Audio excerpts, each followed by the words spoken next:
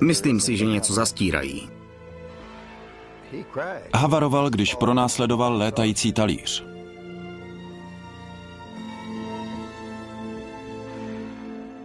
Žádná vláda neuzná, že se to děje. Nejdůležitější událost v historii lidstva. Utajení a demokracie jsou v rámci definice neslučitelné. Volič, kterému jsou odmítnuty informace, je zbaven schopnosti dělat informovaná rozhodnutí. Klenby vládního Washingtonu jsou nacpané tajnými spisy a utajenými složkami nazvanými černé rozpočty. Z nich jsou financovány tajné vojenské programy, které se nafoukly do 34 miliard dolarů za rok, což je více než celkové výdaje na obranu v jakémkoliv státě, kromě Ruska. Přesto jsou tyto programy před americkou veřejností úplně skryté a ví o nich jen pár vyvolených činitelů. Běžný rozum hlásá, že tajemství nelze udržet, že Washington je děravý jako cedník a že každý příběh je nakonec prozrazen, zvláště potenciálně výbušný, jako je UFO.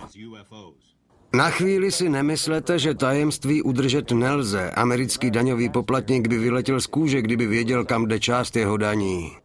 Najděte mi civilní organizaci, která má radar. Najděte mi jednu, která má proudový letoun. Najděte tyto věci. Jakýkoliv druh elektronických protiopatření, vybavení, satelitní vyhledávání, tyto věci patří vládě. Takže ať už existuje jakýkoliv svazek dat o UFO, patří vládě. Je to proto, že je jako jediná schopna je shromáždit. Není lépe utajovaných tajemství, napsal George Bernard Shaw, než těch, o kterých všichni vědí. Kdo z nás neslyšel o údajné kamufláži o UFO? Samotný termín může být chybný, neboť za ta léta se může zdát, že se přihodilo mnoho úniků, odhalení a oznámení odkrývajících pikle nebo spiknutí. Ale pokud ti správní lidé nebudou vnímat a pokud se ta správná informace nedostane na světlo, pokud hlavní proud médií nebude tyto události sledovat, pak veřejné může být stále drženo jako tajné. Jsou napsány knihy, unikají dokumenty, lidé promlouvají. Ale pokud nejsou posluchači dány důkazy, že to není science fiction, odmítá věřit. Je to příběh, který nemůže být vyprávěn, neboť nikdo nevěří, že by mohl být pravdivý. Na povrch vypluly některé informace, dokumenty, výpovědi. Je to jiný materiál, nejpřesvědčivější materiál, který měl být utajen. Nejlepší důkazy byly úspěšně drženy v tajnosti 45 let.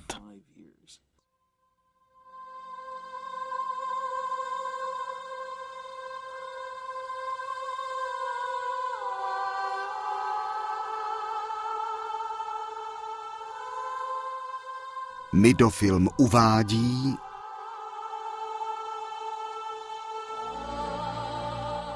UFO nejlepší důkazy. Vládní tajemství. Tajné studie. Byli byste překvapeni. Lidé něco viděli a měli strach o tom někomu říct. Bývalý nashvillský radní George Darden nikdy UFO neviděl, ale myslel si, že až jedno uvidí, bude vědět dost. Mýlil se. Darden doufal, že vytvoří pár pracovních míst a zvýší turistický ruch tak, že za městské peníze postaví přistávací plochu pro UFO. Něco jako nashvillské uvítání pro návštěvníky z Krabí mlhoviny. Plán nebyl schválen radními 27:1. Dostali jsme jeden hlas, což byl začátek. Byl to můj hlas. Darden se pak pokusil projekt realizovat ze svých vlastních peněz, ale byla mu odepřena nezbytná povolení od jeho pobavených kolegů. Noviny si na jeho účet dělali velkou legraci a radní dokonce skončil v show Joan Riversové. Politicky byl odsouzen a jeho myšlenka také. Lidé přijížděli přímo před můj dům v zájezdových autobusech, protože v rádiu řekli, že jsem to postavil na svém dvorku, ale já nic nepostavil. Darden řekl, že si nikdy nemyslel, že by mimozemšťané v Nashvillu měli přistát. Spíš si myslel, že UFO je dobrý reklamní trik. O čem ale nevěděl bylo, že zárodky jeho neúspěchu byly zasety už před desítkami let tajnými službami, které se snažily ujistit, že média a veřejnost nikdy UFO vážně nepřijmou a že kdokoliv, kdo by o UFO seriózně uvažoval, by byl středem posměchu. Všude najdete záměrné dezinformace, klamání, výsměch a posměch zpochybňovačů UFO. Je tu stále dost těch, kteří říkají, jestliže je někdo zapletený s UFO, tak je blázen. A já jsem z toho vinil média. Nikdy si nedala čas, aby se podívala na fakta, na důkazy. Promluvila s lidmi, kteří měli přímou zkušenost. Novináři mluví s nějakým ubohým jojem, které má čepičku s anténami a řekne, byl jsem na lodi, letěl jsem na Venuši a měl jsem milostnou aférku. Média se zaměřují na takové týpky, ale ne na vědce a bývalé vojáky či policisty, kteří jim mohou říci z první ruky, co jsem viděl a co se stalo a co vím.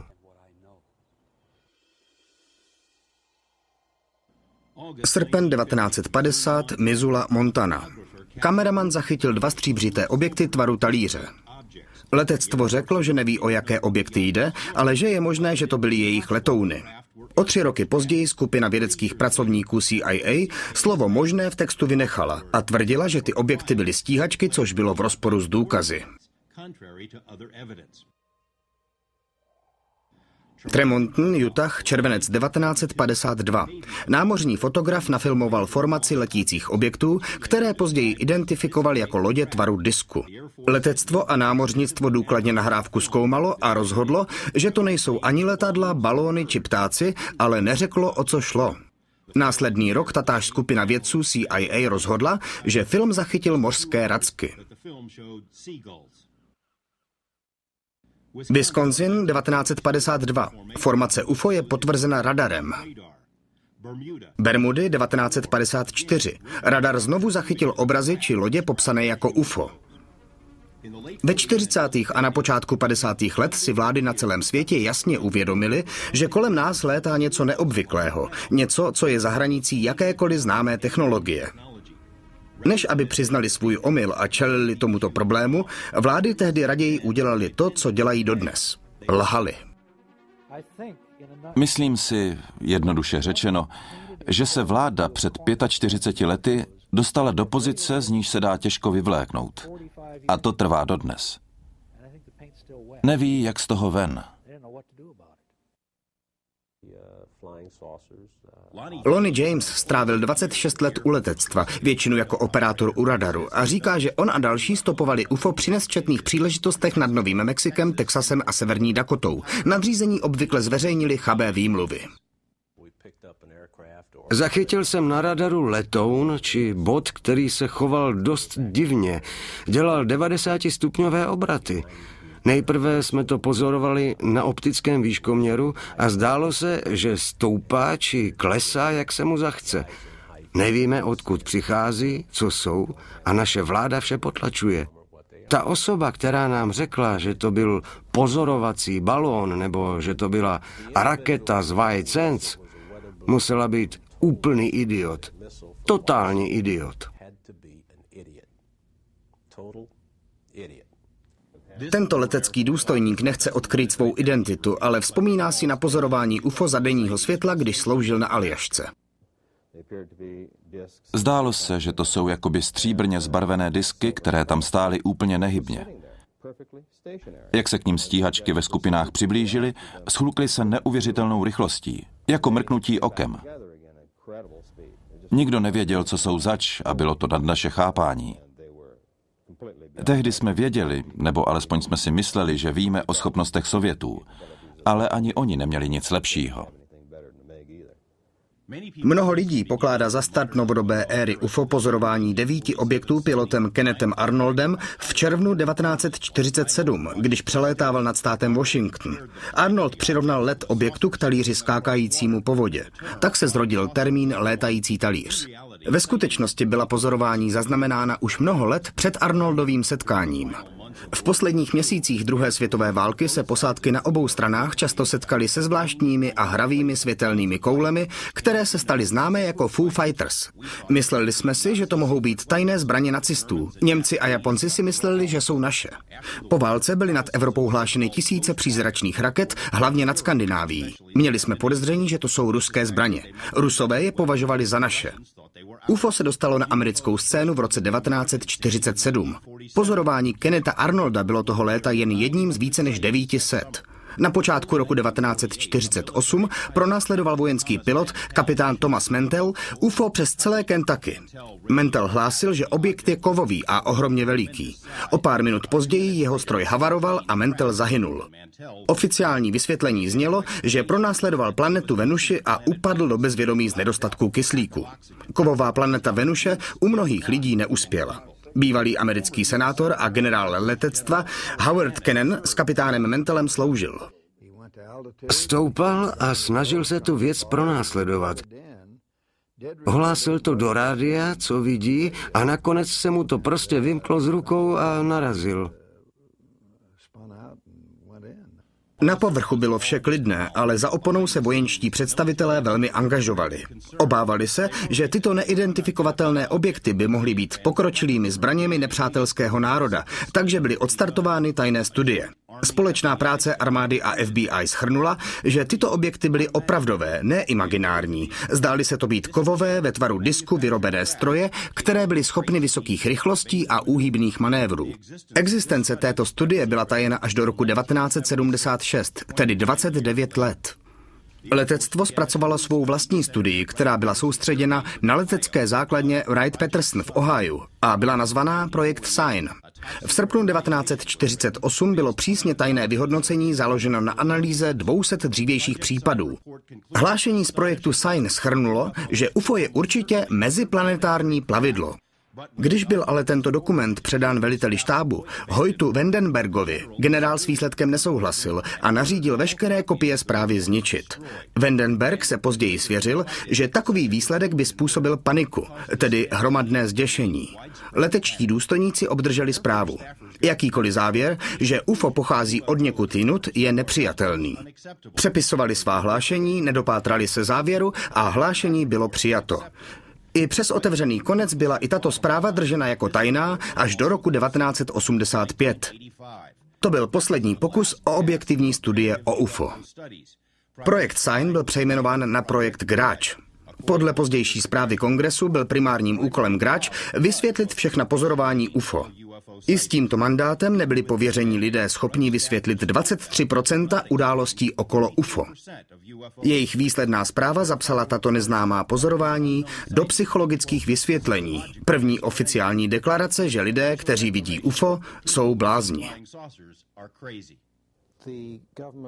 Vláda si je už nejméně od 40.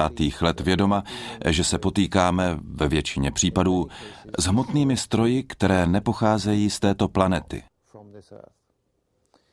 které jsou poháněny vyspělými systémy pohonů, a že občas byla viděna i posádka. Letectvo se významně zasadilo o to, aby přesvědčilo veřejnost, že se není čeho obávat.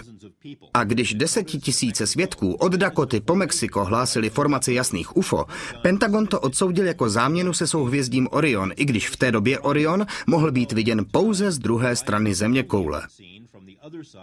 Když svědkové nahlásili očividné přistání UFO ve White Sands v Novém Mexiku, letectvo rozhodlo, že to byla planeta Venuše, na což jeden posměváček odpověděl, jaká historická chvíle noční Venuše přistála na Sádrovcové planině Nového Mexika.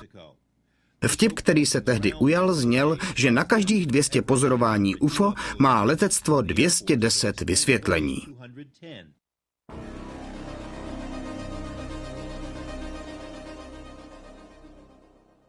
Ještě méně spolupracující než veřejnost jsou UFO samotná.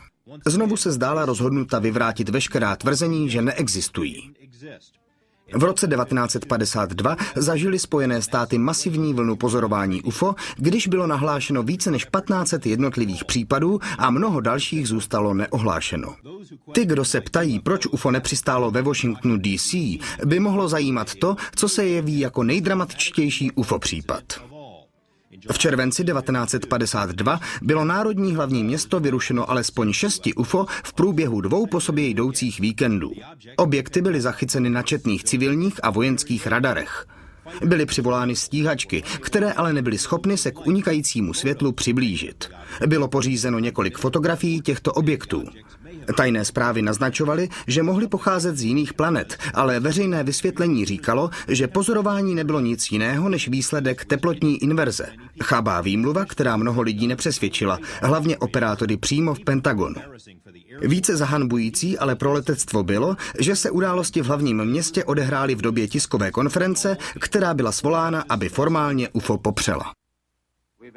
Byli jsme jim schopni tyto poplachy vysvětlit jako špatně identifikované přátelské letouny, jako meteorologický či elektrický jev, nebo jako světelné anomálie.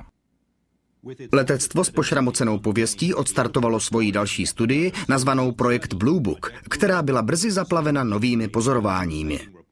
První šéf projektu, kapitán Edward Ruppelt, se trochu naivně pokusil vést opravdovou studii, ale brzy zjistil, že jeho nadřízení vlastně jeho snahu nevítají. S odporem odstoupil a napsal knihu, ve které světu sdělil, že kamufláž pokračuje, že UFO existuje a že mimozemská plavidla mohou existovat. Blue Book dále klopítal. Z pohledu letectva a vlády to byl hlavně úkol public relations. Pro letectvo byla hlášení o UFO v té době pouze na obtíž. Položil jsem otázku majoru Quintanilovi, který měl Blue Book tehdy na starosti, a on odpověděl: není naší prací provádět výzkum, to je pro vědeckou obec, a pokaždé, když se s nimi setkáme, tak tvrdí, že nic jako UFO neexistuje, takže máme mi říkat, že se vědci mýlí? I přes zástěrku objektivní studie se stalo v pozdějších letech zřejmým, že Blue Book byl prací public relations a že nejlepší a nejzáhadnější případy UFO se v ní ani nevyskytly. Tato informace, kterou vydal generál letectva v roce 1969, potvrzuje, že případy UFO, které se dotkly národní bezpečnosti, byly zařazeny do jiného programu. Programu, který je tajný dodnes. Takže názor, který většina lidí snad přijímá, že jediná skupina, která se o UFO zajímá, je ta skvělá vědecká skupina projektu Blue Book, což nikdy nebyla, je nesmysl a je hlásán generálem letectva, který má celou situaci na starost. Bývalý letecký plukovník Wendell Stevens sloužil na letecké základně Wright-Patterson v době, kdy tam byla umístěna centra studií o UFO. Byl pověřen zvláštním projektem na Aljašce spolu s týmem civilistů a několika letadly nacpanými vyspělým elektronickým a fotografickým zařízením. Dařilo se nám shromažďovat informace asi tak 2x až 3x týdně a některé byly opravdu úžasné. Jedním z klíčových obrázků, které si pamatuji, bylo ten, kdy disk asi tak 30 stop v průměru se dostal do mezery mezi zadní hranou předního křídla a náběhovou hranou zadního křídla a mezi těmito hranami, mezi 50 či 60 stopami od trupu, tam seděl asi 3 minuty. A my to nafotili všemi foťáky, které jsme měli, a uzavřeli do ocelového kufříku, přivázali na zápěstí důstojníkovi a poslali ho do Washingtonu. Každý den jsme jeden disk vyfotografovali. Nic z toho nikdy nebylo uveřejněno. Následuje novinář Brian Gresh, který vyšetřuje hlavní událost, kterou někteří nazývají vesmírná Watergate.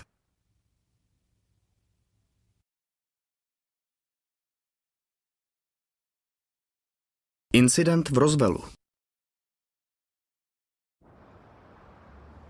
Město Roswell v Novém Mexiku se dnes moc neliší od toho před 45 lety, kdy se stalo dějištěm toho, co se může nazvat jako největší kamufláž v historii.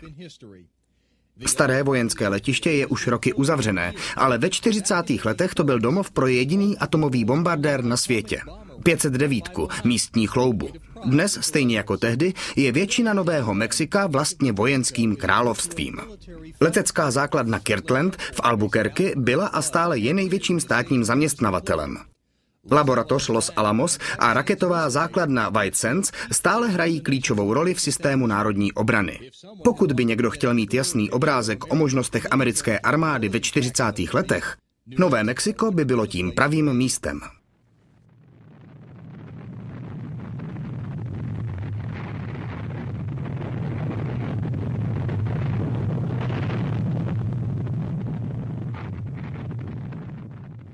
Nové Mexiko 40.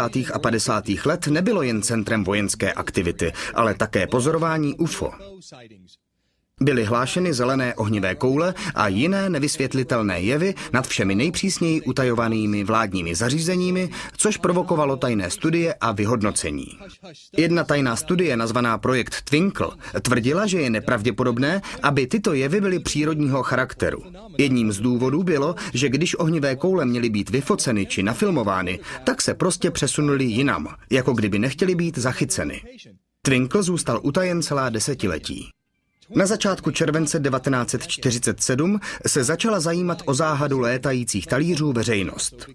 Známé pozorování Kennetha Arnolda se událo o pár dní dříve, což odstartovalo národní UFO horečku, ale to, co bylo spatřeno na obloze nad Roswellem, se odlišovalo od ostatních nepolapitelných světel. Tentokrát se ta světla zřítila na zem. Rancher jménem Mac Brazel byl první, kdo vrak v poušti objevil. Nejdříve zatelefonoval šerifovi, který kontaktoval armádní vzdušnou základnu, aby ohlásil, že se něco zřítilo. Udělali rozhodnutí, kterého pak budou oba litovat. Základna na místo vyslala tajného agenta, majora Jesseho Marcella. Marcel a ostatní shromáždili něco z toho podivného materiálu a přinesli to do Roswellu. Byl to zvláštní materiál, o tloušťce tenčí, než je folie na cigaretovém balíčku, a ta je tedy pěkně tenká. Nedal se spálit, rozstřihnout nůžkami a kapesním nožem jste ho nemohl propíchnout. Dostupnými prostředky byl nezničitelný.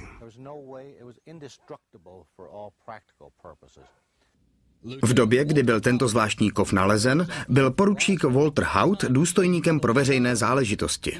Vzpomíná si, že mu bylo velitelem základny plukovníkem Williamem Blancherem nařízeno, aby vydal šokující tiskovou zprávu. Zavolal mě a řekl, máme něco, o čem si myslíme, že je to létající talíř. Zpráva byla otisknuta všemi novinami na světě a dotazy na létající talíř se jen hrnuly. První hovor, který jsem potom měl, byl, myslím, z Londýna v Anglii a jeden chlápek volal z nějakých novin, už si nepamatuji z kterých, pokud je to něco z vesmíru, jak mohl major Marcel vědět, jak s tím letět? No on v tom neletěl, jen pozbíral ty kusy do letadla a to letadlo pilotoval. Ale jen pár hodin po prvním prohlášení nařídili vojenští velitelé vydat jiný příběh. Vrak nebyl létajícím talířem, ale byla to spíše součást meteorologického balónu. Na tiskové konferenci byly vystaveny kusy rozbitého meteorologického balónu, ale major Marcel o pár let později přiznal, že vystavené kusy nebyly těmi, které on z Brazelova ranče přivezl. Marcel řekl, že kov byl rozházen na 3/4 míly po celém ranči, což bylo až moc na jeden meteorologický balón, a že některé kusy obsahovaly divné symboly, jakoby napsané mimozemským jazykem. Znovu a znovu opakoval, že to, co viděl, nebylo, a tady budu muset citovat, z této planety. V tom byl neoblomný. O čem však Haut nevěděl, bylo další místo havárie, 120 mil od Brazelova ranče, které bylo objeveno tentýž den. Četní svědkové, včetně týmu archeologů, tvrdí, že viděli velký havarovaný disk a těla nejméně 4 mimozemských tvorů. Stejně jako místo na Brazelově ranči, i toto bylo armádou zapečetěno a svědkům bylo nařízeno držet jazyk za zuby. Když máte takovou shodu tvrzení respektovaných osobností, lidí, jejichž svědectví byste u soudu chtěli mít na své straně, zeptejte se jakéhokoliv prokurátora, tak jsou lidé v pasti. Co budete dělat? Ti lidé mluví pravdu. Není to jeden člověk, není jich 10. Je jich přes 100. Jak Friedman ve své knize Crash at Corona odhaluje, za ta léta vypověděli desítky bývalých armádních činitelů, že viděli, drželi a přepravovali buď trosky nebo těla mimozemšťanů, nebo oboje. Bob Shirky, bývalý pomocný operační důstojník na letišti Roswell, je jedním z nich. Plukovník Blanchard mě povolal a řekl, připravte letadlo pro let do Fort Worth. Chci B-29. Pak se přihnalo několik aut a lidí k budově a plukovník Blanchard vkročil do operační místnosti z chodby a já řekl, plukovníku Blancharde, blokujete mi výhled. A nahlédl jsem mu přes rameno a uviděl, jak pár lidí nese různé kusy kovu. Jeden z nich, celkem dost velký, asi tak 2x4 metry. Shirky tvrdí, že ví o jiných lidech, kteří se setkali s troskami a těly, včetně sester z nemocnice na základně, které tvrdili, že viděli strašlivé mimozemské mrtvoly. Shirky také zůstal přítelem Glena Dennise, městského hrobníka. Řekl mi, viděl jsi v novinách ty nákresy robotů nebo těl? A já mu řekl, jo, viděl. A on na to, no, můžu ti říct, že přesně tak vypadali. Náš pohřební ústav dodal letectvu rakve, neboť s nimi máme smlouvu, a oni přišli a vzali samé dětské velikosti. Když se tato událost s havarovanými talíři přihodila, vojenští představitelé jim řekli, pokud se někdy zmíníte o tom, co jste viděli, zabijeme vás a vaše rodiny. Zatímco byl zastírací příběh servírován důvěřivým médiím, byla přijata důraznější opatření k zajištění, že se informace o talíři a tělech nebude dále šířit. McBrazel byl například držen v izolaci 1 týden a když se nakonec objevil, svůj příběh o tom, co našel, změnil. Šerif George Wilcox o pár let později přiznal, že životy jeho rodiny by byly armádou ohroženy, pokud by pokračoval ve vyšetřování. Jeho vlastní vzorky podivného kovu byly zabaveny. FBI nařídila místnímu rádiu, aby o havárii přestalo vysílat.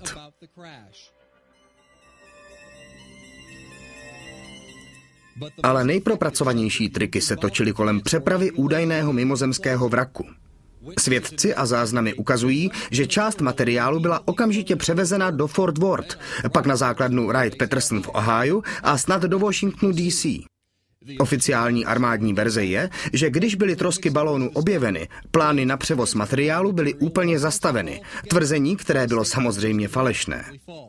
Piloti, kteří materiál z Roswellu přepravovali, potvrdili, že armáda lže.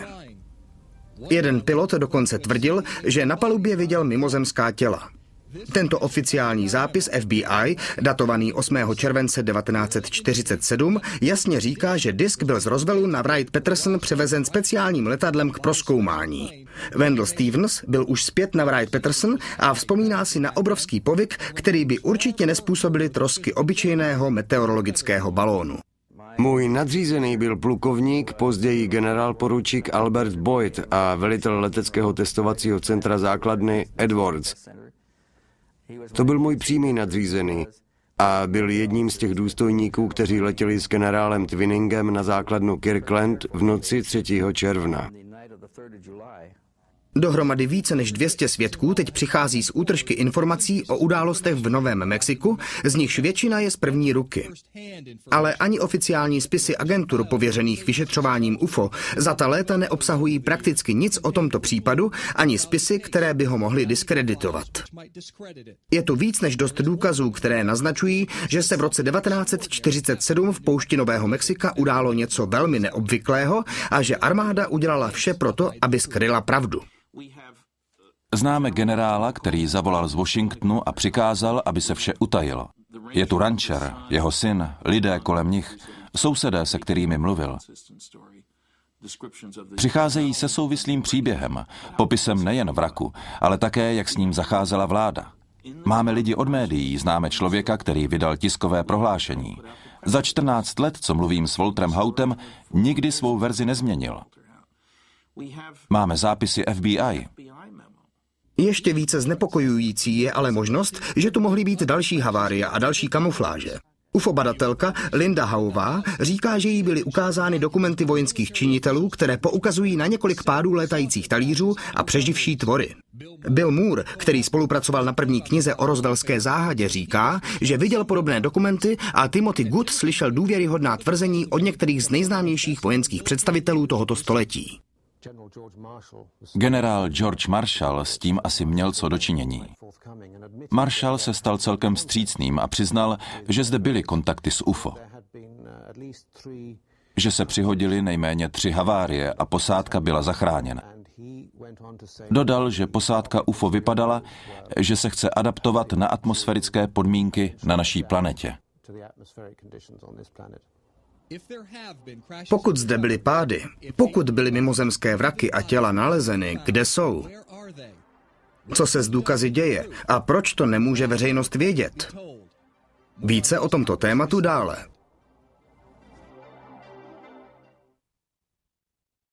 Papírová stezka. Se vší úctou k letectvu věřím, že u některých z nich se ukáže, že jsou mimozemského původu.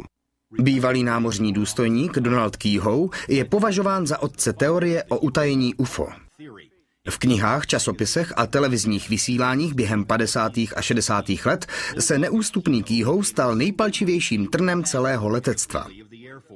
Neúnavný křižák, který spoléhal na své vlastní vojenské zdroje, aby ukázal, že Pentagon o UFO lže.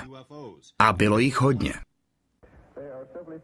Jednoduše plní rozkazy, aby co nejrychleji zamluvili pozorování UFO, když se to dostane na veřejnost, a popřeli, že UFO existuje. Letectvo zašlo až do takových extrémů při potlačování UFO, že ztratilo na důvěryhodnosti i u nakloněných médií. V polovině 60. let byly Spojené státy zahlceny 2letou vlnou UFO, během níž stovky tisíc Američanů tvrdili, že spatřili UFO. Allen Hynek v projektu Blue Book, pověřený vyšetřováním, v polovině 60. let tvrdil, že stovky obyvatel Michiganu byly zmateny bahenním plynem.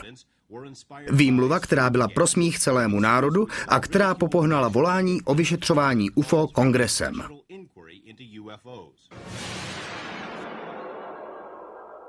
Letectvo pod tlakem svolilo, že bude financovat něco, co nazvalo nezávislou vědeckou studií o UFO. Několik univerzit odmítlo práci, které se nakonec zhostil renomovaný fyzik univerzity v Coloradu, doktor Edward Condon. Ale jakékoliv naděje na objektivní studii byly zmařeny, ještě než vůbec začala. Condon sám veřejně prohlásil, že by vláda měla z problematiky kolem UFO odstoupit a že spisovatelé o UFO by měli být zmrzkáni.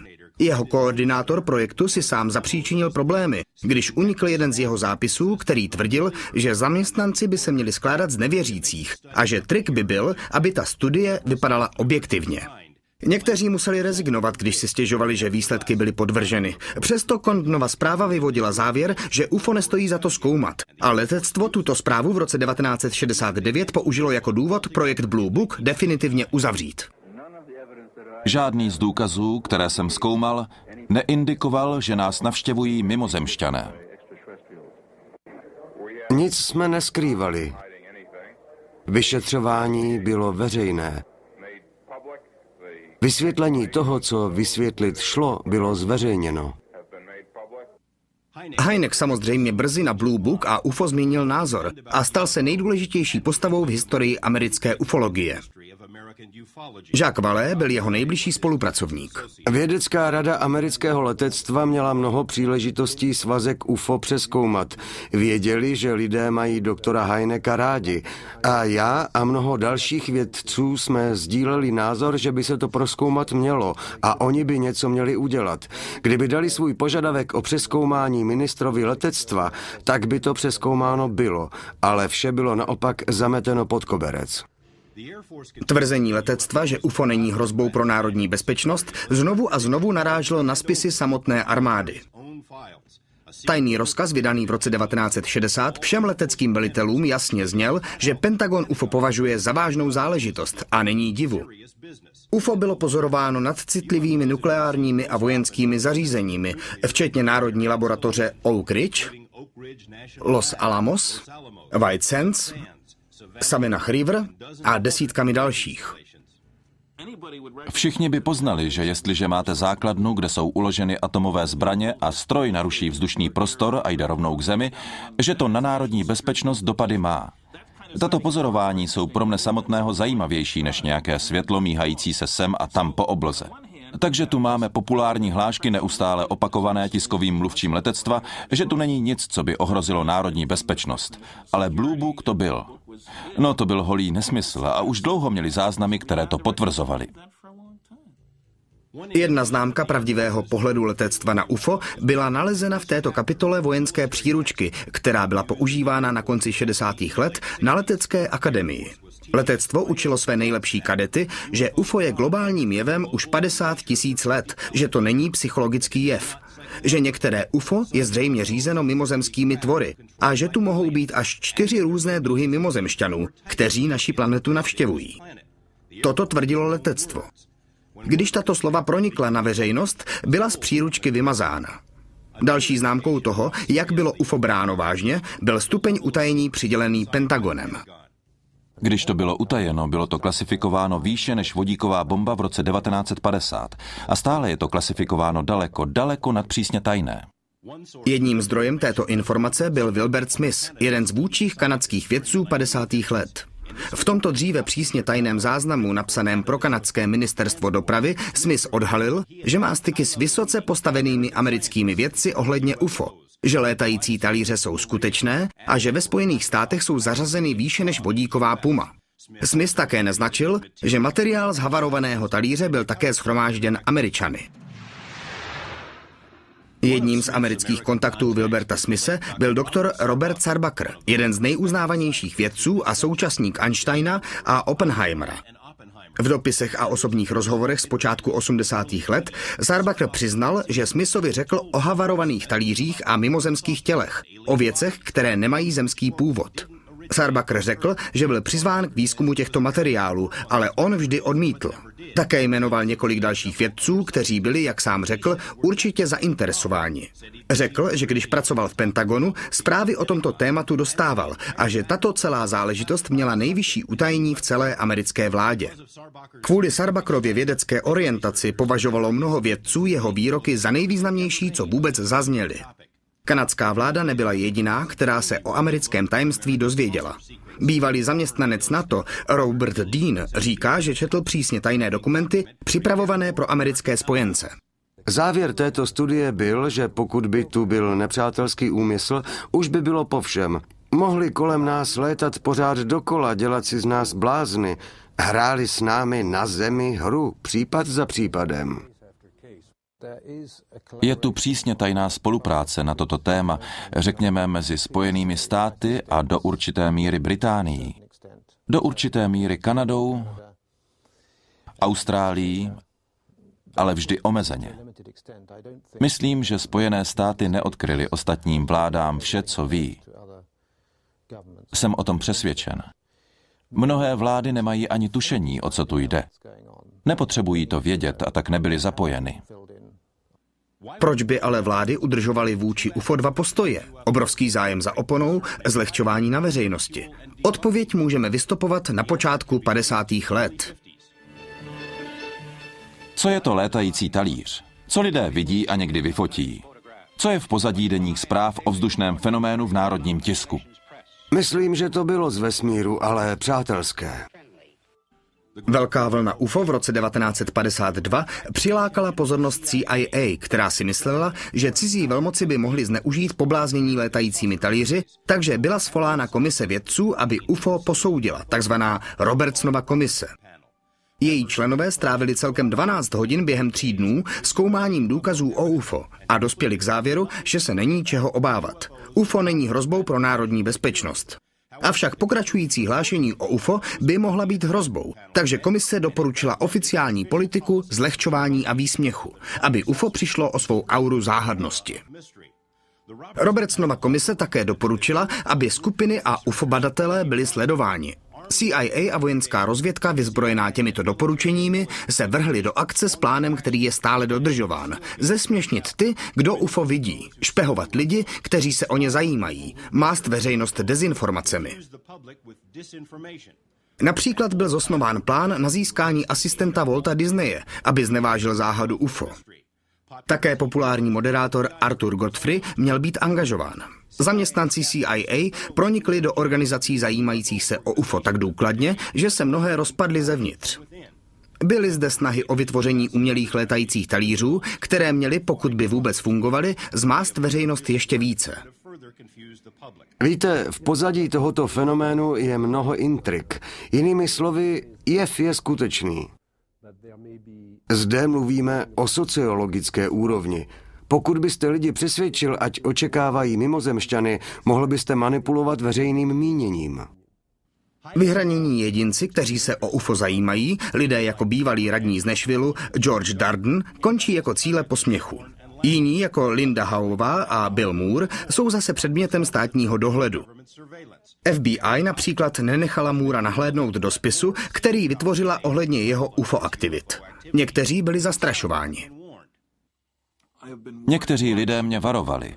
Dávají si na tebe velký pozor, Stene. Tak se snažím dávat pozor na to, co říkám a dělám. Mnoho lidí všechno vykecalo, ale pak byli zdiskreditováni, takže jejich příběh zanikl. Někteří byli určitým způsobem uvězněni, někteří v psychiatrických ústavech. Nikdo nevěří, že by se tohle mohlo dít. Řeknou to sousedovi a ten se jim vysměje. Jen málo z nás vystoupí, ti jsou pak ale zdiskreditováni a jejich tvrzení nemá dlouhého života. Clifford měl čistý vojenský záznam až do léta 1986, kdy jeho armádní velitelé zjistili, že píše knihu o UFO. Od tohoto okamžiku se jeho život, jak Clifford říká, změnil v noční můru. Pokud se zajímáte o UFO a píšete žádost na zákon o právu na informace a různým senátorům, pak s vámi musí být něco v nepořádku. Takže mě poslali na psychiatrické vyšetření. Při návratu od mého právního zástupce už byla má kancelář prázdná. Byl jsem zproštěn služby. Dali mi kancelář dole v suterénu. Nebylo mi dovoleno kontaktovat nikoho z jiných oddělení. Vlastně ostatní měli strach, že když budou přichyceni, že se mnou mluví, budou mít problémy. Mluvili o vojenském soudu. Stone říká, že mu několik vysoce postavených zdrojů potvrdilo, že kamufláž existuje. Můj výkonný důstojník, který to vše odstartoval, mi jednou zavolal a řekl, je v tom pro vás nějaký rozdíl, jestli máme 50 zachycených talířů nebo ne? Má odpověď zněla, a to si pamatuji dodnes, pane, máte luxus nevědomosti. Na neštěstí já tento luxus nezdílím. Lidé s mnohem větším vlivem než Cliff Stone byli také odrazováni od svých snah zjistit, co vlastně armáda o UFO ví. Během prezidentské kampaně Jimmy Carter slíbil, že pokud bude zvolen, otevře všechny spisy o UFO. Novinové články naznačovaly, že se Carter chystá udělat šokující oznámení o UFO, ale to se nikdy nestalo a on dodnes odmítá říci proč. Senátor Barry Goldwater, bývalý generál letectva, který také pracoval jako předseda senátorské komise tajné služby, by patrně měl tu moc a vůli vidět vše ve vojenském arzenálu. Ale když během své návštěvy základny Wright-Patterson v Ohiu požádal o uvedení do takzvané Blue Room, kde údajně byly materiály o UFO drženy, generál Curtis LeMay mu řekl, že to není jeho starost a že už by o to nikdy neměl žádat. Bývalý nevadský senátor Howard Cannon je jedním z Goldwaterových nejbližších přátel a tvrdí, že on a Goldwater několikrát o UFO a Blue Room diskutovali. Barry se chtěl dostat dovnitř a najít, co měli, co mohli říct. Byl odmítnut. Jsem si jistý, že kdybych tam šel já a řekl jim, že chci jít dovnitř, jaký bych měl důvod? Víte, nemůžete prostě přijít a mluvit o takové věci a říkat, no tady je to, co jsem viděl. Hned by někdo řekl, že lžeme. Cannon, který byl generálem letectva, si myslí, že kongres by věděl, pokud by zde byly pozbírané havarované talíře, ale připouští, že takové tajemství by mohlo být před kongresem i veřejností skryto. No, už utajovali dost věcí za ta léta, takže musím říct, že bych věřil, že taková tajemství by mohla existovat. Shánění kopií vládních dokumentů o UFO také může být trnitou cestou přes veškerá práva na informace. Jednoduše řečeno, jestliže vláda chce, abyste soubor neviděli, tak ho neuvidíte. Úřady Spojených států amerických bez pochyby zadržují v rámci přesných pravidel údaje o létajících talířích. Mezi nimi je i CIA a Národní bezpečnostní úřad. Dnes je 99,9% všech vládních dokumentů o UFO dostupných v národních archívech. Badatelé jako Phil Klass se trochu naivně domnívají, že vláda nemá žádný zájem na skrývání dokumentů o UFO, neboť v nich nic není. FBI například důkladně a opakovaně popřela, že vlastní jakékoliv spisy o UFO, či má jakýkoliv zájem o toto téma. Ale když byl schválen zákon o právu na informace, vláda zdrženlivě odhalila 2000 stran UFO spisů, které se datovaly až do počátku moderní éry UFO. Napište CIA a požádejte je o jejich dokumenty o UFO a bude vám řečeno, že úřad žádné informace o UFO od 50. let nenazbíral. Je to stále oficiální dokument? Od 70. let dále se odkazujte na CIA UFO experty, CIA studie o UFO a CIA monitorování situace kolem UFO. Vojenští představitelé byli taky přistiženi při lži. Jak letectvo, tak Rand Corporation popřeli jakékoliv povědomí o tajné studii UFO zadané Pentagonem. Přesto tu je. Studie Randu připustila existenci UFO a potvrdila, že vyřešení záhady UFO je naléhavou nezbytností. Národní bezpečnostní úřad, CIA, tajná služba, FBI a mnohé další úřady zadržují v zájmu národní bezpečnosti tisíce stran dokumentů o UFO. Přiznávají to. Už po celá desetiletí od 40. let tyto úřady, které jsem právě jmenoval, popírají jakékoliv vážné zapojení do výzkumu UFO. Takže nám o tom lhali. Navíc ke lžím o dokumentech o UFO cenzurují vládní úřady ty dokumenty, které jsou nuceny vydat.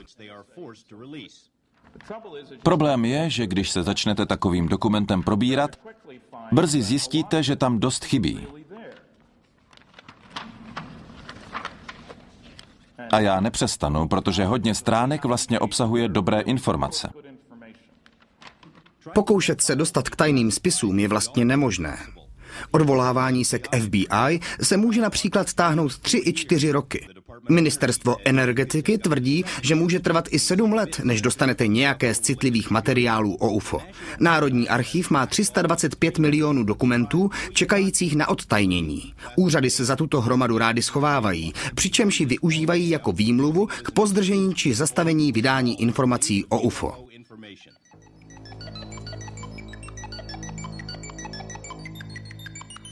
Více znepokojující než cenzura, falešná popírání a zdržovací taktika jsou vládou schválené dezinformace, které, jak se zdá, plynou zpět do Robertsonovy komise CIA. Doporučení, že UFO by mělo být zbaveno mystiky, inspirovalo tajné služby k pošpinění okolností kolem létajících talířů. Dnes jsou dokonce oficiálně publikována pravidla, jak provádět klamné programy, které by poskytly krytí pro tajné vojenské projekty. Dezinformace je odchylka od pravdy. Naše metoda ochrany informací spočívá v rozředění pravdy kupou nesmyslů. A tak je pro člověka zvnějšku extrémně obtížné rozpoznat, co je k užitku a co ne. Bill Moore by měl o dezinformačních snahách vědět vše. Připouští, že byl v 80. letech součástí jedné kampaně, když pracoval ruku v ruce s rozvědkou letectva na diskreditování UFO badatele, muže, který nakonec utrpěl psychický kolaps. Moore obhajuje svoje motivy. Moje zapojení bylo jen z důvodu touhy poznat, jak tento proces funguje, kdo v něm pracuje a pokud to šlo, co je zatím. Proč vláda podniká takové věci? Nikdy jsem se opravdu nedozvěděl proč. Ale poznal jsem kdo a dozvěděl jsem se mnoho o tom, jak. Moore je také středem něčeho, co je mnohými považováno za největší podvod o UFO. Záležitost známá jako MJ12. Kopie tohoto dokumentu byla anonymně poslána Mooreovu kolegovi. Naznačuje, že to je informace připravená pro prezidenta Eisenhowera, která vysvětluje, že byly shromážděny havarované létající talíře a mimozemská těla a že byla ustavena tajná organizace desítek vědců a vysokých představitelů, aby zkoumala a kontrolovala veškeré materiály kolem UFO MJ12. Mnoho výzkumníků UFO považuje MJ12 za podvrh. Letectvo nakonec vydalo formální prohlášení, které říká, že dokument není pravý, ačkoliv detaily v něm obsažené nelze tak lehce pominout. Více než 30 různých informací, které nebyly známy, než jsme dokument obdrželi v prosinci 1984, se ale ukázaly být pravdivé.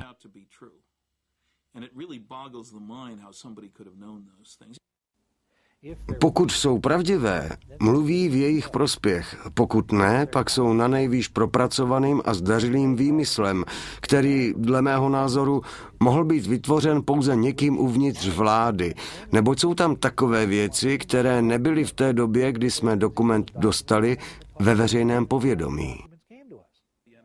Stan Friedman vynaložil tisíce dolarů, aby se pokusil dokument MJ12 ověřit. Tvrdí, že nenašel nic, co by jej automaticky diskreditovalo a je přesvědčen, že MJ12 je pravdivý.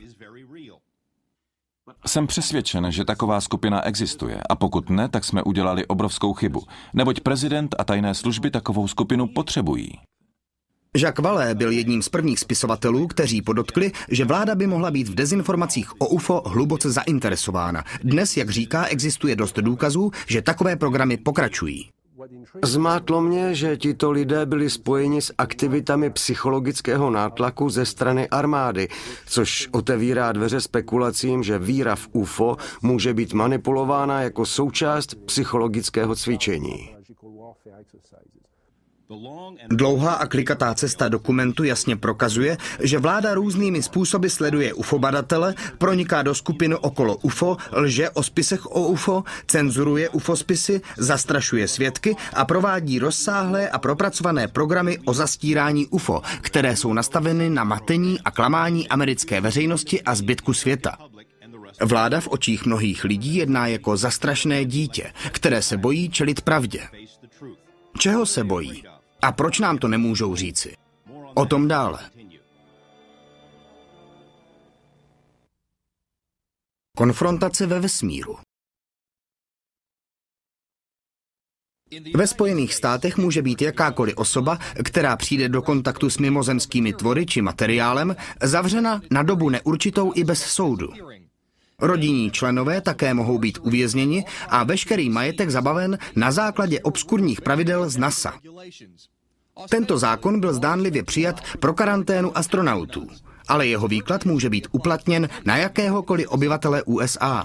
Zákon znázorňuje citlivost NASA v otázkách mimozemšťanů a UFO. Vesmírná agentura prostě nechce ani o jednom z těchto témat hovořit. Například v roce 1977 požádal NASA prezident Jimmy Carter, aby převzala výzkum UFO, neboť se nahromadilo mnoho otázek z řad veřejnosti. NASA zdvořile, ale rozhodně odpověděla ne díky. Nyní už zrušený program SETI pro hledání mimozemských civilizací NASA částečně přejmenovala, neboť nechtěla, aby lidé říkali, že hledá zelené mužíky, i když to bylo vlastně to, co prováděla. Myslím, že tu je jistý druh kamufláže. Nevím sice do jaké míry. Je velmi těžké říct, co je informace a co už dezinformace. Brian O'Leary, bývalý astronaut, má přímou zkušenost s mimozemskou paranojou ze strany NASA. Doktor Brian O'Leary byl do NASA přijat na misi na Mars, v prvé řadě pro jeho četná díla o červené planetě. Když se ale O'Leary začal o expedici zvanou Tvář na Marsu zajímat a podotkl, že by to mohl být i pozůstatek dávné civilizace, setkal se s tuhým odporem. Provedl jsem optický výzkum tváře na Marsu a trvalo mi 4 roky, než jsem dokument vydal. Nakonec byl publikován v časopise Britské meziplanetární společnosti. První pokusy o jeho vydání byly úplně odmítnuty a kritici ho komentovali způsobem jako doktor O'Leary by neměl strávit ani nanosekundu svého času studiem něčeho tak směšného a absurdního. Ve skutečnosti znám člověka, který tyto snímky pořídil. Jeho jméno je Toby Owen. Je to můj kolega v planetární vědě a když on a ostatní začali snímky zkoumat, ozval se takový nervózní smích, jako když si puberťák prohlíží pornografii. Vypadá to jako tvář, ale když je čas s tím jít na veřejnost, tak musíte být konzervativní, jinak si zničíte důvěryhodnost. V roce 1993 NASA vypustila svou už předem odsouzenou sondu za účelem důkladného fotografování povrchu Marsu. Díky intenzivnímu zájmu veřejnosti o tvář a sousedící rysy byla NASA přinucena souhlasit, že oblast tváře vyfotografuje. Ale i pak NASA oznámila, že může a nemusí vydat snímky na veřejnost. Hlavně proto, že nechtěla přilévat oleje do ohně kolem mimozemšťanů. To vše ale bylo ukončeno údajným zmizením sondy. Výzkumník Don Ecker je přesvědčen, že NASA byla převzata armádou. Faktem je, že se NASA za posledních pár let začala pomalu, ale jistě zbavovat svých civilních výzkumných zaměstnanců a začala nabírat vysloužilé vojáky. To naznačuje, že se NASA uzavírá. Novinář Ecker poukazuje na misi STS-48 raketoplánu Discovery z roku 1991 jako příklad účasti NASA na utajování. Tato nahrávka byla pořízena z vlastních satelitních signálů NASA. Ukazuje několik neobvyklých objektů, plujících vesmírem blízko raketoplánu, objektů, které NASA nazývá krystaly ledu, vesmírný odpad nebo obojí. Ale analýza několika konzultantů samotné NASA vrhá vážné pochybnosti na tato vysvětlení. V jednom okamžiku nahrávka jasně ukazuje, jak objekt radikálně mění směr jako reakci na světlo či záblesk pocházející z raketoplánu.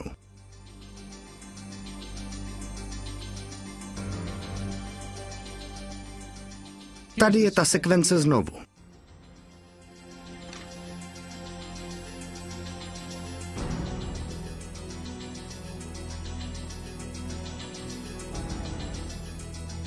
Povšimněte si dalších dvou objektů pohybujících se neuvěřitelnou rychlostí. Sami se pohánějící krystaly ledu, nebo to je něco nevysvětlitelného? Tyto objekty ve skutečnosti nebyly led, ale nějaký typ stroje. Prokázali pohonný systém, který my v této době na Zemi nemáme, anebo pokud vláda má o nějakém tušení, je držený pod pokličkou.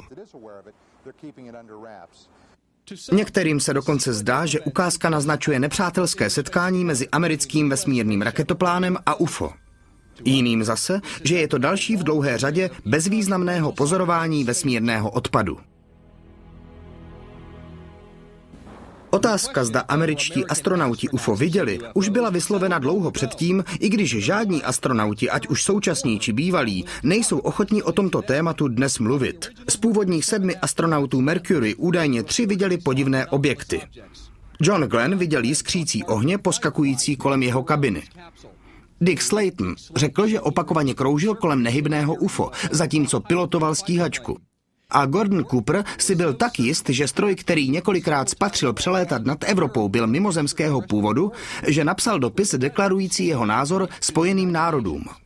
Cooper se svého názoru už zřekl, ale odmítl odpovědět na jakoukoliv otázku o tom, co viděl nebo proč změnil názor. Vlastně ani jeden z astronautů, kteří údajně viděli anomální objekty, nebyl ochoten odpovědět na dotazy. Mezi ně patří i Frank Borman a James Lovell, kteří pořídili tuto fotografii 2 zářících objektů, či James McDivitt, který se přátelům svěřil o svém vlastním pozorování UFO ve vesmíru. Nemůžou to říct ani manželkám a já buď nedostanu žádnou odpověď, nebo zase moc emotivní. A je mi trapně, že jsem se vůbec zeptal. Je to tak trochu ironie. Jsou to situace asi jako z hlavy 22. Pokud víte, nemůžete promluvit. A pokud nevíte, tak prostě nevíte. Mimozemšťané údajně kontrolují lidskou technologii už po celá desetiletí, snad století. Sledují naše letadla a experimentální stroje, byli pozorováni u raketových zkoušek a tak tomu bylo po celém světě. Mimo záznam mi jeden bývalý americký účastník vesmírných programů sdělil, že nejenže bylo UFO pozorováno při mnohých letech do vesmíru i Rusy, ale že Američané a bývalý Sovětský svaz udržovali úzkou spolupráci ohledně sledování fenoménu UFO obecně.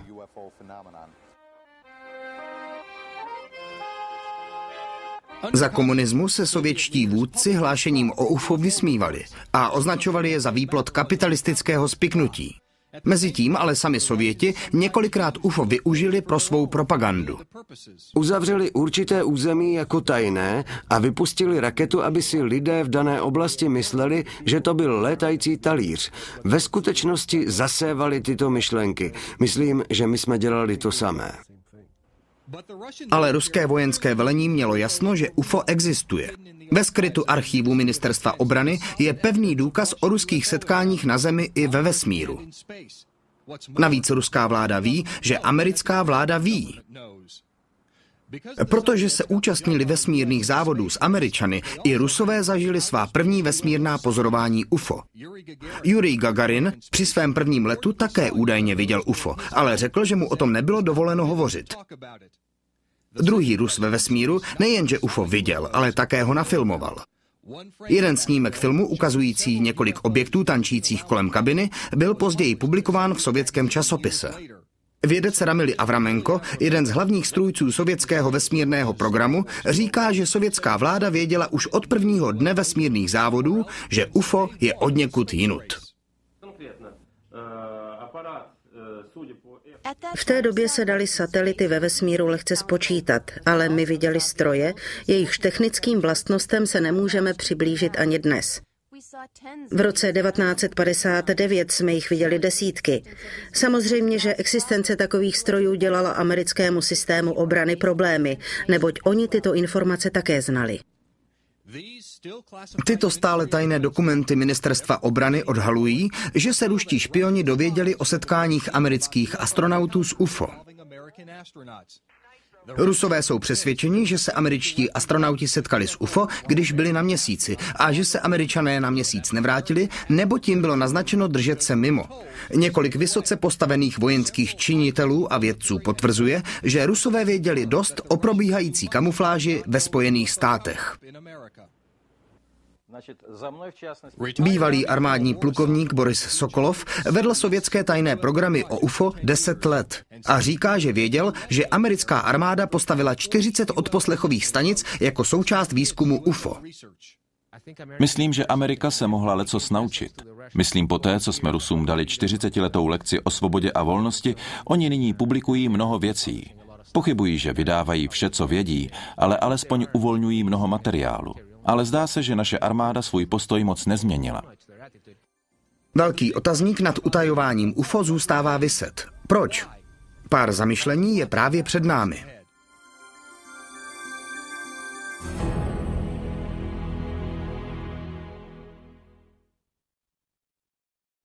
Pozemská orientace.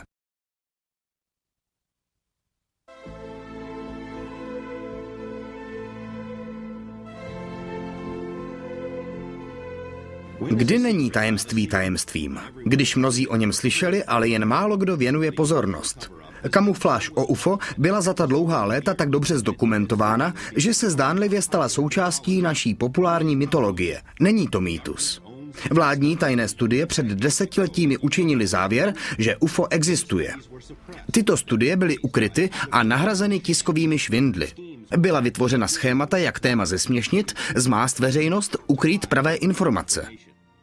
Rozsáhlé dokumenty naznačují, že mnozí lidé o kamufláži vědí a že mnozí další se pokusili informace získat, ale byli odmítnuti. Vládní úřady běžně lžou o tom, co ví. Jiné úřady vydávají směšná prohlášení a dezinformace. Davy svědků oznamují něco, co by mohlo být nejdůležitějším okamžikem lidské historie. Vláda mlčí. Jiní svědci, včetně novodobých hrdinů, viděli důkazy na vlastní oči, ale musí mlčet. Dobří lidé jsou zastrašováni a obtěžováni, aby drželi toto netajemství tajemstvím. Nejlepším důkazem je to, že někdo někde má mnohem více informací než ostatní. Myslím, že musí být lidé, kteří mají ve Washingtonu nebo někde barák plný údajů, které by podle mého měla mít vědecká společnost. Data z radarů, senzorů na Zemi, v oceánech a ve vesmíru. Je to utajení v tom smyslu, že si nechávají údaje pro sebe. A myslím, že největší tajemství je, že nikdo neví, co ty objekty vlastně jsou. Skoro to vypadá, že si vláda s námi hraje. Letecká základna Wright-Patterson je považována za domov zachráněné mimozemské technologie. Na emblému vhodně pojmenované základny Divize cizí technologie je záhadný symbol. Výsměch veřejnosti? George Adamsky, jehož tvrzení o návštěvě Venuše bylo z velké části zdiskreditováno, mohl cestovat po světě a lákavě přednášet díky speciálnímu pasu. Kdo mu ho dal? Prezident Ronald Reagan, který 5krát veřejně přednášel o možné hrozbě z vesmíru, pořádal zvláštní promítání filmu E.T. a pak šeptal do ucha režiséru Stevenu Spielbergovi. Když bylo po vysílání, Reagan vstal a položil ruku na Stevenovo rameno. Řekl, méně než 6 lidí v téhle místnosti zná celou pravdu. Nemůžeme říct si, kolik lidí, pokud vůbec někdo, zná celou pravdu, ale zcela určitě tu jsou lidé, kteří ví mnohem více než ostatní, včetně několika nejdůvěryhodnějších osobností tohoto století. Vědci jako Hermann Oberth, otec moderní raketové techniky, který se nechal slyšet, že UFO je z vesmíru a byl navázán kontakt. Nebo jeho kolega Werner von Braun, který naznačil, že bližší kontakt s mimozemskou civilizací je nevyhnutelný. Nebo generál Douglas MacArthur, který předpověděl, že naše další velká válka bude meziplanetární. Nebo generál George Marshall, který také řekl, že kontakt byl navázán a že mimozemšťané by nás mohli rozdrtit, kdyby chtěli. Nebo admirál Roscoe Hillenkotter, první ředitel CIA, který se poté, co opustil vládu, připojil k jedné ufologické skupině a řekl, že další krok je na nich. Či slavný vědec Robert Sarbacher, který řekl kolegům, že byl přizván k práci na mimozemském materiálu a že tato věc je nejtajnější ze všech vládních záležitostí. Nebo Adolf Hitler, Josef Stalin a Winston Churchill, z nichž každý ve své zemi nařídil tajné studie o UFO. A také budoucí prezident Gerald Ford, který volal po slyšeních kongresu, aby se veřejnost mohla dozvědět o UFO pravdu. Prezident Jimmy Carter, který viděl UFO osobně a chtěl otevřít všechny vládní svazky o UFO, ale neotevřel či nemohl. Senátor Barry Goldwater, kterému byl odepřen přístup k informacím o UFO a který později napsal, že se připravují plány pro seznámení veřejnosti s celým problémem. Tak jaký je ten plán a kdy ho uvidíme? Řešení, jak se vyhnout převzetí jiné kultury, je jednou z příprav. A můj výzkum odkryl mnoho důkazů, převážnou většinu, které naznačují, že už se připravujeme. Vláda nás zásobuje uniklými informacemi. Je tu zřejmý důkaz využití podprahových prostředků. Exler je jedním z mnoha UFO badatelů, kteří mají podezření, že veřejnost je pomalu programována skrz reklamy, televizní show, filmy a jiná média na přijetí existence mimozemšťanů. Pokud takový plán není připravován, tak by měl být. Tato studie ze 60. let, připravená Brookinským institutem pro NASA, předpovídá, že potvrzení kontaktu s vyspělejší mimozemskou civilizací by vedlo ke zhroucení a rozpadu lidských kultur a institucí. Jinými slovy, k chaosu. Studie naznačila, že pouze postupný program seznamování by tomu mohl zabránit. Ať už byl program zaveden či ne, má to stejný účinek, lidé se zdají být připraveni. Člověk se neznámého bojí. Pokud víte o UFO vše, fakta, že tu jsou, pak tu žádná panika nenastane. To je pouze výmluva, kterou používali od radioprogramu Orsona Wellese v roce 1938, kdy lidé panikařili. Nyní jsme mnohem vzdělanější než tehdy. Valná část veřejnosti být připravena může, ale určité skupiny ne. Někteří výzkumníci jsou přesvědčeni, že utajování přetrvává kvůli potenciálnímu vlivu na náboženství. První věc, která by nastala, by bylo 40 milionů pravicových fundamentálních křesťanů lezoucích po stěnách. A prakticky každý opoziční politik vřískající v amoku. Nastal by absolutní chaos. Jiní usuzují, že kamufláž je prováděna kvůli vojenskému smýšlení lidí, kteří informace kontrolují. Pod maskou národní bezpečnosti bylo ukrýváno mnoho věcí. A i dnes je stále mnoho ukryto, neboť se určité osoby a tajné služby obávají, že pro národní bezpečnost není vhodné, aby tomu veřejnost rozuměla. Pokud by mimozemská technologie byla vládou držena, mohlo by to znamenat extrémní zbraňový systém. Systém, který by žádná vláda nechtěla vidět v rukou někoho druhého. V Nevadské poušti je například skryta přísně tajná vojenská základna zvaná Oblast 51, kde svědci a informované zdroje opakovaně zahlédli létající talíře, které, jak říkají, jsou mimozemského původu. Viděl jsem takových 8.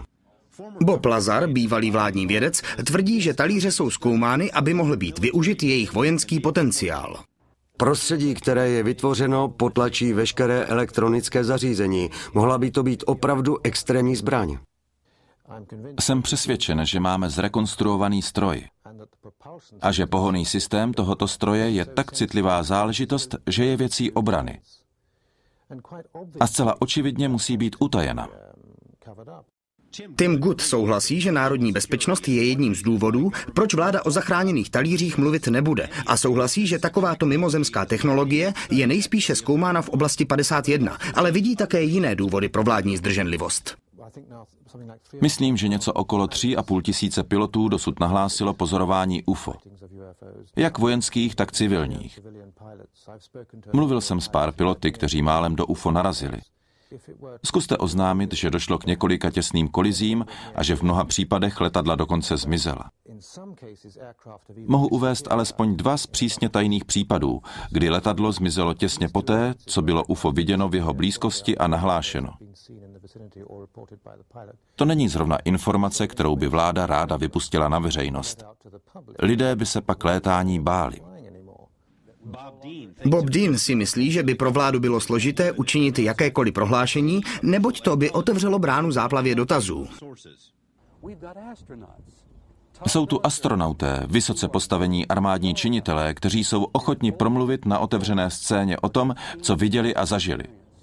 Pokud by bylo zaručeno, že jejich kariéra a rodiny nebudou ohroženy. A já řekl, že dříve, než by takové prohlášení bylo učiněno, tak bych raději podnikal v obchodě s lihovinami, než v realitách. Spisovatel, badatel Bud Hopkins je přesvědčen, že tzv. Mimozemské únosy jsou středem kamufláže, protože se prý dějí velmi často a zdá se, že nikdo nemůže udělat nic, aby byly zastaveny. Ti lidé, nebo stvoření, či co, jsou tu a dělají si s místní populací, co chtějí. Jsou schopni kontrolovat vzpomínky, fyzicky vyšetřovat, brát vzorky a odesílat je pryč. A vláda s tím nemůže nic dělat. Jste schopni si představit nějakou vládu, která by veřejně vystoupila a toto oznámila? To by bylo oficiální vzdání se smyslu kontroly, kterou politici milují. Nikdo to neudělá. Stan Friedman trvá na tom, že by lidé pravdu ustáli bez velké paniky, ale také věří, že by účinky byly dalekosáhlé. Myslím, že věci, které by se změnily, by byly například zvýšené návštěvy kostelů, psychiatrických léčeben, burza by šla dolů, ale největší změna, která by nastala, což vyplývá ze 600 univerzitních přednášek, je, že by to znamenalo velký tlak na část mladší generace, která nikdy nežila bez vesmírných programů, a jejich pohled na sama sebe. Místo Američanů, Rusů, Číňanů, Kubánců, Ghaňanů a tak dále by tu byli pozemšťané, neboť z hlediska mimozemšťanů jsme pozemšťané.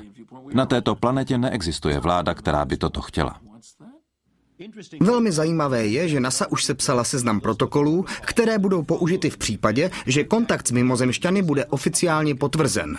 I přes tento plán bude jakékoliv podobné prohlášení hazardem. Řekněme, že se prezident rozhodl učinit prohlášení. Pokud by ho učinil dnes, tak by řekl asi toto. Dámy a pánové, mimozemská plavidla operují v našem prostředí. Mohou kroužit kolem našich nejvyvinutějších letounů. Odkud pocházejí, nevíme. Kdo v nich je, nevíme. Víme, že mohou paralyzovat kohokoliv, kdykoliv a vzít ho na palubu. Nevíme, zda představují hrozbu. Ale víme, že tu jsou a není tu sakra nic, co s tím můžeme dělat. Děkuji a dobrou noc. Pokud vláda nemůže vydat deklaraci, tak co sami návštěvníci? Ačkoliv se zdá, že jejich přítomnost se za poslední desetiletí stala samozřejmou, očividně tu není zjevná snaha odstranit příkrov utajení. Je celkem zřejmé, že utajení nepochází od vlády. Proč návštěvníci nepřistanou u Bílého domu a nezveřejní se sami? Proč to neudělali dnes ráno? Důvod je, že oni sami jsou strůjci tohoto tajemství. Tuším, že nechtějí, abychom vyřešili tuto předstuchu. Tuším, že chtějí ochránit tajný program. Tuším, že se jim nelíbí, co se ve společnosti děje, ve smyslu s fakty o nich.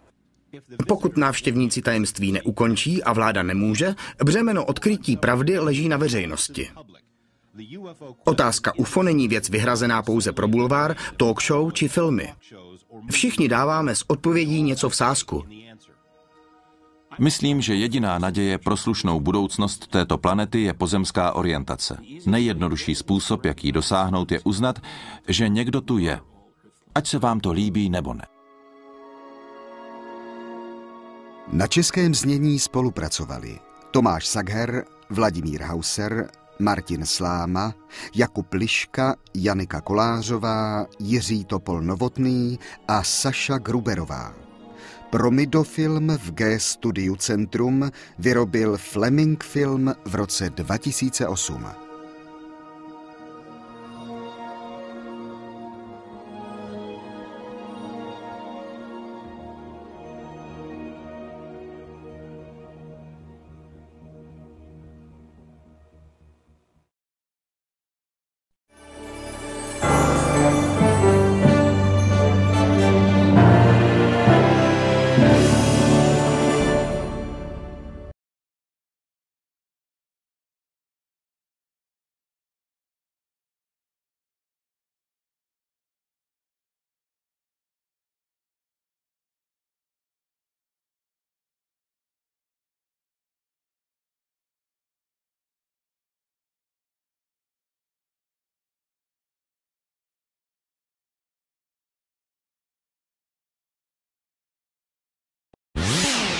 Rádio Hej.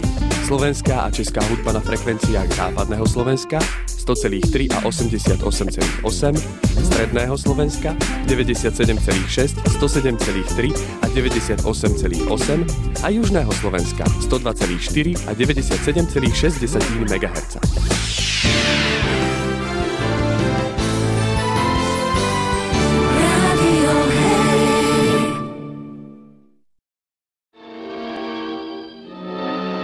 Mládí královny Viktorie. Anglie 19. století. Mladá Viktorie je právě korunována panovnicí celé Anglie a jejím hlavním úmyslem je taková vláda, jenž zajistí zemi blahobyt a prosperitu. A tak slibuji, že budu chránit právo. Ať je královna! Její rodina a hlavní rádce Lord Melbourne pro ní již také chystají sňatek. Chtějí, aby si Viktorie vzala německého prince Alberta. Viktorie však vidí svou budoucnost jinak a odjíždí na pár dní do Francie. V Douvru, kde se pohybuje inkognito, potkává muže, do kterého se ihned bláznivě zamiluje.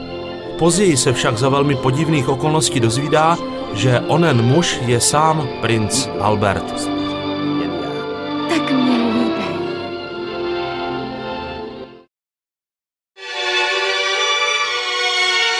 Tato válka měla učinit přítrž všem následujícím válkám. Byla to první válka, jenž zasáhla většinu planety a byla vedena na souši, na moři a poprvé v dějinách lidstva i ve vzduchu. Válečný spor vznikl jako důsledek obrovského zostření svárů mezi světovými mocnostmi v nelítostném boji o sféry vlivu, kolonie, zdroje surovin, trhy a odbytiště. Nejrazantněji postupovalo Německo, jehož zájmy se střetly se zájmy nejsilnějších koloniálních velmocí, Anglie a Francie. Neustále vzrůstal i spor Rakouska-Uherska s Ruskem o sféry vlivu na Balkáně. Důsledky měly být katastrofální.